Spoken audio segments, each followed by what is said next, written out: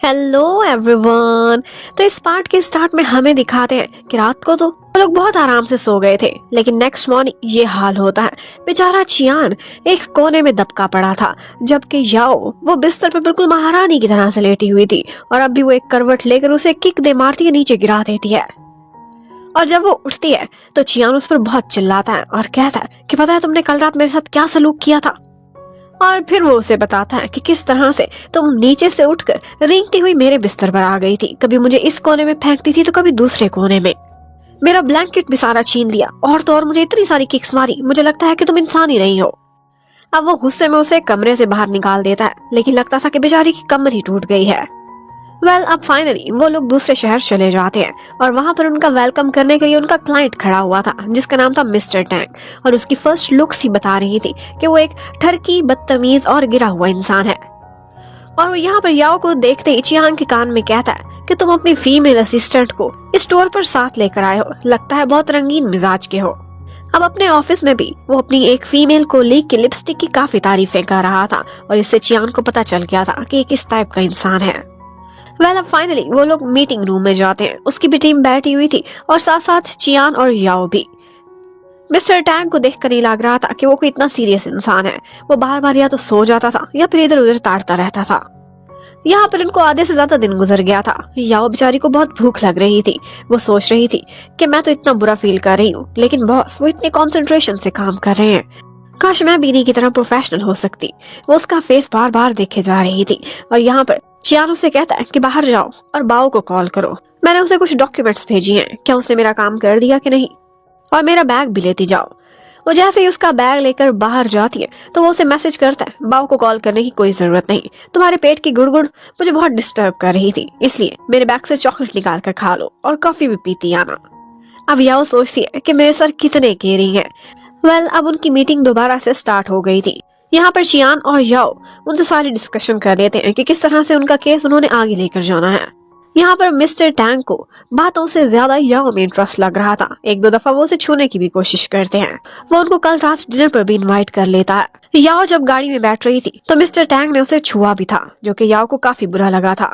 अब वापसी के रास्ते में दिखाते हैं कि चियान को स्टमक एक स्टार्ट हो जाती है। या उससे कहने लगती है कि सर ठीक है, काम बहुत इंपॉर्टेंट है, लेकिन आपको अपनी हेल्थ की भी केयर करनी चाहिए, आप सारा दिन भूखे रहे हैं। अब याओ होटल रूम में बैठकर कुछ डॉक्यूमेंट्स पर काम कर रही थी। वो चियान को मैसेज करती है एक फाइल के बारे में पूछने के लिए, लेकिन रिप्लाई नहीं आता। अब वो डर जाती है, सोचती है कि कहीं मेरा बॉस फेंट तो नहीं हो गया सारा दिन भूखा रहकर, और उसके लिए तुरंत ही होटल के शेफ से जाकर एक पॉरेज बनवा कर लेकर आती है। चियान उसी वक्त नहा कर निकला था, वो बाथरूम में था। अब यहाँ पर याओ जबरदस्ती उसके कमरे में घुस आती है और यहाँ पर चियान को बहुत शर्म आ रही थी। उसे हर दफा याओ की नजरों से काफी डर लगता था, जो कि हमेशा ही इधर उधर फिसलती रहती थी। यहाँ पर बातों ही बातों में चियान उससे कहने लगता है कि कल रात को तुमने मेरे साथ जो किया था उसकी कोई कंपनसेशन भी तो होनी चाहिए। और इसके साथ ही वो अपना बाथरूम ठीक कर रहा था कि याओ वहां पर हाथ रखकर कहती है कि प्लीज ऐसा नहीं, और इसके साथ ही उसने उसकी चेस्ट को टच कर लिया था। अब चियान उससे कहने लगता है कि तुम्हारा कैसा माइंड है, तुम कैसी कैसी बातें सोचती हो, प्लीज यहाँ से चली जाओ। अब याओ उससे सॉरी करने लगती है और फिर कहती है कि सर आप ये पॉरेज पी लें, अगर आप ये पी लेंगे तो इसके बदले मैं आपको 1 महीने की क्लीनिंग सर्विसेज दूंगी। अब चियान वो पॉरेज टेस्ट करता है, लेकिन उसे बिल्कुल भी अच्छा नहीं लगता। वो कहता है कि तुम्हारे हाथ वाला ज्यादा बेटर था। अब यहाँ पर याओ खुद अपने हाथ से उसके लिए पॉरेज कुक करने लगती है और चियान बहुत प्यार से उसे ऐसे करते हुए देख रहा था। और थोड़ी देर बाद वो उसे देखते देखते ही सो जाता है। और याओ जब देखती है कि वो तो यहाँ पर थक कर सो गया है, तो आती है, उसे कवर करती है और बस वहाँ से जाने ही वाली थी कि इतने में चियान उठ जाता है और उसे थैंक्स बोलता है। और याओ मुड़कर देखती है, हैरान रह जाती है। उसे अपने कानों पर यकीन नहीं आ रहा था, क्योंकि शायद बॉस ने पहली दफा उसे थैंक्स बोला था। अब थोड़ी देर बाद वो जैसे ही अपने साथ वाले कमरे में पहुंचती है तो उसे मैसेज आता है चियान का, जो उसे कहता है ठीक है फिर 1 महीने की क्लीनिंग सर्विसेज, तुम रेडी हो ना, पॉरेज मैंने पी लिया है। वो कहने लगती है कि वो तो मैंने ऐसे ही जोश जज्बात में कह दिया था, इन बातों को सीरियस ना लिया करें। लेकिन बॉस कहता है हमारे बीच वो एक वर्बल कॉन्ट्रैक्ट था और कॉन्ट्रैक्ट के खिलाफ वर्जी बिल्कुल भी अलाउड नहीं। अब वो लोग नेक्स्ट डे डिनर के लिए पहुंच जाते हैं और यहाँ पर मिस्टर टैंग चाहता था कि या उन दोनों के दरमियान में बैठे, लेकिन चियान जाकर मिस्टर टैंग के साथ बैठ जाता है। अब मिस्टर टैंग चाहते थे कि वो लोग इनके साथ वाइन भी पिए, लेकिन चियान इनकार कर देता है, कहता है मैं काम पर वाइन नहीं पीता। तो अब वो याओ को कहने लगते हैं याओ सोचती है कि इतना बड़ा कस्टमर है, चलो कहीं बुरा ना मान जाए, लेकिन चियान उसका हाथ पकड़ता है, उसे रोक देता है, कहता है कि मैं अपने सबऑर्डिनेट्स को भी ड्रिंक करने के लिए अलाउ नहीं करता। तो अब पहली दफा याओ को फील होता है कि जूनहंग मेरी पहली कंपनी से बहुत डिफरेंट है। वेल, अब यहाँ से बाहर जाकर चियान उससे कहने लगता है कि तुम क्यों ड्रिंक करने के लिए रेडी हो गई थी, क्या ये सब तुम्हें सूट करता है? तुम अपने प्रोफेशनलिज्म के बल पर कुछ करके दिखाओ, ना कि लड़की होने की वजह से तुम्हें कोई कुछ करने पर मजबूर कर सकता है। लेकिन याओ का कहना था मैंने सोचा कस्टमर माइंड कर जाएगा, लेकिन चियान का कहना था कि ऐसे कस्टमर्स पर मैं लानत भेजता हूँ, आइंदा ऐसा मत सोचना। और साथ ही साथ उसे वार्न भी करता है कि अगर ये टैन तुम्हें कभी अकेले में मिलने की कोशिश करे तो कभी भी न जाना। अब उसके बाद नेक्स्ट सीन में दिखाते हैं कि याओ को मिस्टर टैंग के असिस्टेंट की तरफ से एक मैसेज आता है जो कि उसे कह रहा था कि कुछ डॉक्यूमेंट्स है, तुम आकर चेक कर लो कि ठीक से अरेंज हुई है कि नहीं। वो बोलती है कि मैं चियान को साथ लेकर आती हूँ, लेकिन उसने कहा था कि चियान को साथ लेकर आने की जरूरत नहीं, वो पहले ही काम में बहुत बिजी है, ये छोटा सा मामला है, तुम खुद देख सकती हो। वो सोचने लगती है कि मैं असिस्टेंट को तो देख सकती हूँ, कौन सा मिस्टर टैंग है वहाँ पर? उसने पूछा भी था, लेकिन असिस्टेंट कहता है कि वो वहाँ पर नहीं है। अब वो होटल के कॉन्फ्रेंस रूम में जैसे ही पहुंचती है तो पता चलता है कि मिस्टर टैंग भी वहाँ पर है।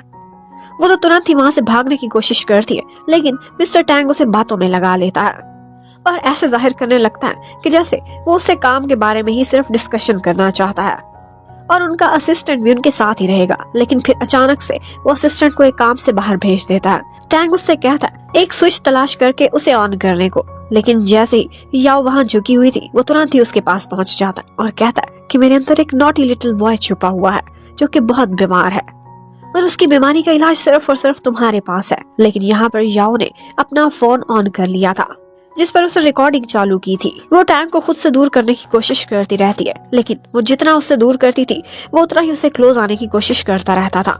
यहाँ पर वो उसे 1-2 दफा मारती भी है, जिसके बाद वो कहता है कि तुमने मुझे ऑन कर दिया है, और वो बोलता है दरवाजा लॉक है और सिक्योरिटी कैमरा भी बंद, ऐसे में तुम्हें मुझसे कौन बचाएगा। लेकिन यहाँ पर याओ ने अपना कैमरा बाहर निकाल लिया था। वो उसकी रिकॉर्डिंग उसके हाथ से छीनने के लिए आगे बढ़ता है, लेकिन उसे डॉज करती हुई वहाँ से भाग जाती है। अब वो जैसे ही अपने कमरे में पहुंची थी तो पीछे से चियान भी आ जाता है। वो उससे कुछ डिस्कशन करना चाहता था, लेकिन देखता है तो उसका रंग उड़ा हुआ था और उसकी आंखों में आंसू नजर आ रहे थे। वो उससे बहुत पूछता है कि क्या हुआ, लेकिन वो नहीं बताती। वो अपने फोन पर वही वीडियो देख रही थी जो उसने रिकॉर्ड की थी।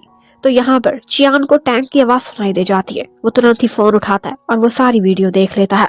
इससे पहले कि वो कुछ भी बोलता, याओ कहती है कि सर ये हमारा अब तक का सबसे बड़ा कस्टमर है, मुझे पता है कि अगर मैंने रिपोर्ट किया तो ये हमारे साथ कॉन्ट्रैक्ट को कैंसिल कर देगा और मैं कंपनी को नुकसान नहीं पहुंचाना चाहती और इसलिए मैं खामोश रहने के लिए तैयार हूँ। अब इस बात पर चियान उसे खुद को फॉलो करने को कहता है और फिर वो मिस्टर टैंग के रूम में पहुंच जाता है। वो आगे बढ़ता है और उसके फेस पर एक पंच दे मारता है और फिर उसे वही बोलता है देखो कमरा भी बंद है और सिक्योरिटी कैमरा भी ऑफ, और अब मैं तुम्हारे अंदर के शरारती लिटिल बॉय की बीमारी का इलाज करने के लिए आया हूँ। मैं लॉयर होने के साथ साथ एक बहुत अच्छा डॉक्टर भी हूँ। और फिर उसे मारता है, उसी हाथ को डैमेज करता है जिससे उसने याओ को छुआ था। उसकी आंखों पर पंचेस दे मारता है और उसका मुंह भी खून से भर देता है जिससे उसने याओ के लिए बुरे बुरे शब्द निकाले थे। और फिर उसके बाद वो याओ से कहता है कि अभी के अभी एक पेपर लेकर आओ। उस पेपर पर वो उससे सिग्नेचर भी करा लेता है और उसका थंब प्रिंट भी, और बोलता है कि इस पेपर पर मैं छापूंगा हमारे कॉन्ट्रैक्ट की कैंसिलेशन का एग्रीमेंट। और इसके बाद वो हाथ पकड़ता है याओ का और उसे अपने साथ बाहर ले जाता है। यहाँ पर वो जिस तरह से हीरो की तरह से बाहर जा रहा था, याओ को वो बहुत हैंडसम लगता है। वो तो उसके सपनों का राजकुमार लग रहा था। अब वो अंदर जाता है। अब वो उससे कहता है कि तुमने कैसे सोच लिया कि मैं इतनी बड़ी बात पर कॉम्प्रोमाइज करूंगा।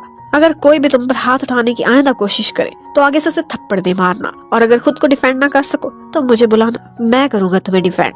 और साथ ही साथ उसे रियलाइज कराता है कि तुमने कितने बड़े खतरे को मोल लिया सिर्फ एक केयरलेसनेस की वजह से। अगर उस टाइम पर तुम भाग ना सकती, वो तुमसे फोन छीन लेता, ये वीडियो डिलीट कर देता और उसके बाद तुम्हारी कोई वीडियो बना लेता तो तुम क्या कर सकती थी। तो गाइज इनकी कन्वर्सेशन यहीं पर ही चल रही है और इस वीडियो का बाकी का हिस्सा आप मेरे दूसरे चैनल पर देख सकते हैं। उस वीडियो का लिंक मैंने डिस्क्रिप्शन में दे दिया है।